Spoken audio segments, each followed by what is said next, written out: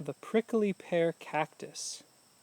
Here we are in Zone 5B, Central New York, growing a cactus. What you will notice that you do not see are hoops or a high tunnel or heat or any intention on our part to dig these up and move them indoors for the winter. These are rock solid, hardy to Zone 5B, probably much colder. And this is the Opuntia clan, similar or same family as the prickly pear you may be familiar with in Mexican or southern cuisine. Those are the fruits starting to form up. This northern variety of Opuntia does not make very large prickly pears, but the ones that they make are quite delicious, very sweet. They have little rock-hard seeds in the middle. The trick with this plant is that it does not make spikes or thorns like a normal cactus, but rather glochids, which are irritating little hairs that form all over the pads to protect themselves. So this is a plant you may choose to interact with wearing leather gloves or some sort of garden gloves. Incredibly easy to propagate. You simply take a pad, and I'm not wearing gloves so I'm not going to do it, but you twist the pad, and that little pad laid on garden soil, more or less any time of year, ideally in the spring, but the fall should work, it will root readily into the soil. You don't even have to bury it in.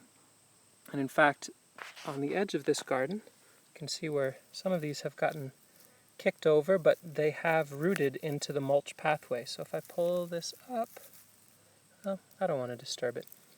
But very easy.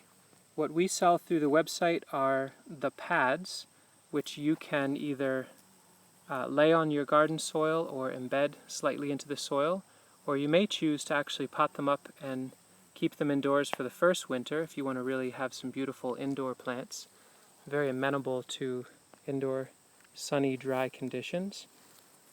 So long as the soil isn't sodden or super wet throughout the winter, prickly pear cactus can handle -30 or colder and provide you with some really amazing little fruits. Here it is on the southern edge of a raised permanent bed in the context of, you can see some shiso, that's a volunteer growing, shipmass black locust, and some lavender that all happen to be in this bed. We will crack off these pads for propagation for our use as well as for shipping in the fall, and it should be able to replenish itself very readily next season with no problems.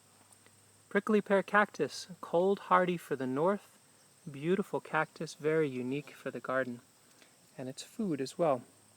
This variety that we sell is a cultivar that is selected for its extraordinarily large pads, so there's an opportunity as well to explore using the pads in cuisine as well as a perennial vegetable. Prickly pear, pretty cool.